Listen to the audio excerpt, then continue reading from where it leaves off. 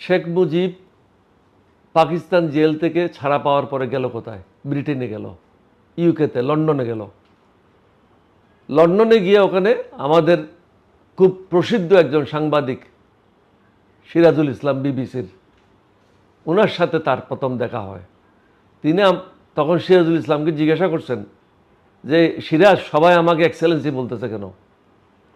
বলছে, তখন উনি ওনাকে সম্বোধন করলেন বঙ্গবন্ধু হিসেবে। বলে, বঙ্গবন্ধু, আপনি জানেন না বাংলাদেশ স্বাধীন হয়ে গেছে? বল, তাই নাকি? কখন হয়েছে বলো তো? সিরাজের কাছ থেকে তিনি লন্ডনে বসে জানতে পারলেন যে বাংলাদেশ স্বাধীন হয়েছে। তখন সিরাজের কাছে জিজ্ঞাসা করেছিল, এখানে কি কি হয়েছে বলো? বলছে, শুনেছি 3 লাখের মতো লোক শহীদ হয়েছে। তো 3 লাখকে উনি ইংরেজিতে 3 মিলিয়ন বলে ফেলছিলেন। এটাই সিরাজুল ইসলামের বইতে লেখা আছে। আমাদের 11টা সেক্টর ছিল। একটা সেক্টরে ম্যাক্সিমাম, খুব বেশি ধরি, 10,000 লোক ছিল যোদ্ধা। তাহলে 10,000 হলে 11টা সেক্টরে কত হয়? 1,10,000 হয়। তাহলে 30 লক্ষ মারা যাবে কোত্থেকে আমাকে বলেন? যদি যুদ্ধের সংখ্যায় 1,10,000 হয়, 30 লাখ মারা যাবে কোত্থেকে? জনগণ, নারী, কি করতে এতগুলি মারা হয় নাই? আপনাকে তথ্য তো আছে, তথ্য ছাড়া তো না। 30 লক্ষ লোক কি সোজা কথা বলতেছেন আপনি? 30 লক্ষ লোক তো বিশাল একটা ব্যাপার। হয়তো 10,000 হতে পারে, 15,000 হতে পারে, 20,000 হতে পারে, কিন্তু 30 লক্ষ তো হতে পারে না। কিন্তু স্যার, 30 লক্ষ লোক শহীদ হয় না, এটার আসলে যুক্তি কি?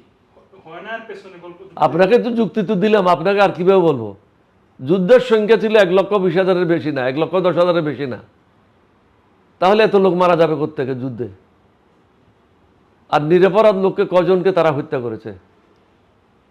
হয়তো 5,000 হইতে পারে, 10,000 হইতে পারে, লক্ষ লক্ষ লোককে তো হত্যা করে নাই। এটা হলো ভারতের বয়ান, শেখ মুজিবের বয়ান, শেখ হাসিনার বয়ান, বাংলাদেশের জনগণকে বিভক্ত করার জন্য। কারণ তারা চেয়েছে বাংলাদেশের জনগণকে বিভক্ত করে ধর্ম থেকে তাদেরকে বের করে নিয়ে আসা, এখানে নাস্তিকতা প্রতিষ্ঠা করা। নাস্তিকতা প্রতিষ্ঠা করতে পারলে তাহলে হিন্দুদের লাভ হইতো। ভারতের কারা আজকে লাভবান? হাসিনার আমলে কারা লাভবান হয়েছে? ভারত লাভবান হয়েছে। বাংলাদেশকে বিক্রি করে খেয়েছে, বাংলাদেশকে এগিয়ে যেতে দেয় নাই।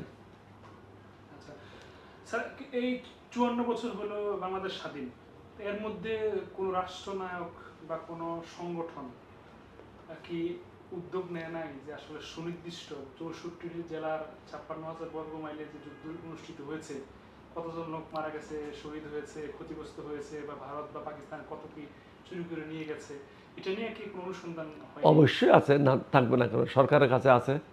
আমার মনে হয় এখন বাংলাদেশের সমস্যা অন্যগুলি। আপনি 1971-এ চিপে খেলে ইক্কুর মতো কোনো লাভ হবে না। এখন জাতির সামনে যে সমস্যাগুলি আছে, এটার থেকে কীভাবে উত্তরণ হবেন, এগুলি নিয়ে আমরা আলোচনা করেছি। এটার মধ্যে আমরা সীমাবদ্ধ থাকি। তারপর আরেকটা প্রশ্ন হচ্ছে যে, মানলাম যে শহীদের সংখ্যা নিয়ে বিভ্রান্ত, আমরা ওটা জানতে চাই না, অসুবিধা নাই, কিন্তু বর্তমানে মুক্তিযুদ্ধ নিয়ে ভুয়া মুক্তিযুদ্ধের তালিকা হচ্ছে। ওটা হবে না কেন? হাসিনা কি করেছে? তাদের দলে যারা 5 বছরের ছেলে ছিল তাদেরকেও মুক্তিযুদ্ধ করেছে, যারা লন্ডনে ছিল তাদেরকেও মুক্তিযুদ্ধ করেছে, যারা রিফিউজি ক্যাম্পে ছিল তাদেরকেও মুক্তিযুদ্ধ করেছে, যারা আমেরিকাতে ছিল তারাও মুক্তিযুদ্ধ করেছে। মুক্তিযুদ্ধ মানে কি? যারা অস্ত্র নিয়ে সম্মুখ যুদ্ধে অংশগ্রহণ করেছে তারাই মুক্তিযুদ্ধ। ওই রকম মুক্তিযুদ্ধ যদি হয়, বাংলাদেশের যখন 9 কোটি লোক ভিতরে কষ্ট করেছে তারাও তো মুক্তিযুদ্ধ। আপনি যদি লন্ডনে বসে মুক্তিযুদ্ধ হতে পারেন, তাহলে আরেকজন লোক যশোরে বসে যে কষ্টে জীবন যাপন করেছে, লন্ডনে তার কোনো কষ্ট হয় নাই, আমেরিকাতে তার কোনো কষ্ট হয় নাই, বা অন্য দেশে যারা ছিল তাদের কোনো কষ্ট হয় নাই, কিন্তু বাংলাদেশে যারা ছিল তারা তো বিভিন্ন সময় পাকিস্তানিদের হাতে নিগৃহীত হয়েছে। সুতরাং তাদেরকেও মুক্তিযুদ্ধ বলতে হবে। মুক্তিযুদ্ধের সংজ্ঞাটা আপনাকে বুঝতে হবে। যারা অস্ত্র হাতে নিয়ে পাকিস্তানের বিরুদ্ধে সম্মুখ যুদ্ধে অংশগ্রহণ করেছে, অথবা মুক্তিযোদ্ধাদের সাথে থেকে যুদ্ধে অংশগ্রহণ করেছে, এছাড়া তো বাকিরা মুক্তিযুদ্ধ না। আপনি তাদেরকে সহযোগী বলতে পারেন, but they are not freedom fighters. Hasina তো সবগুলি একাকার করে দিয়েছে, তার দলের লোকজনকে ভাতা দেওয়ার জন্য এটা ঠিক করেছে।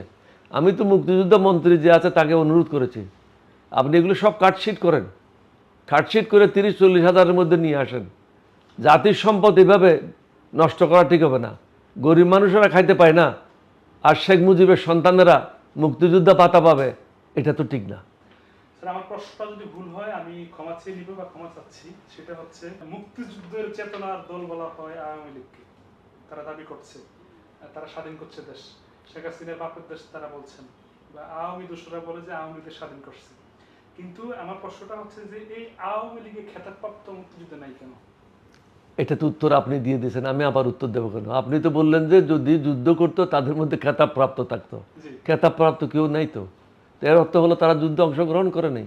তারা ক্যালকাটায় বসে হেমা মালিনীর নাচ দেখেছে, সিনেমা দেখেছে, হিন্দি ফিল্ম দেখেছে, আমোদ ফুর্তি করেছে।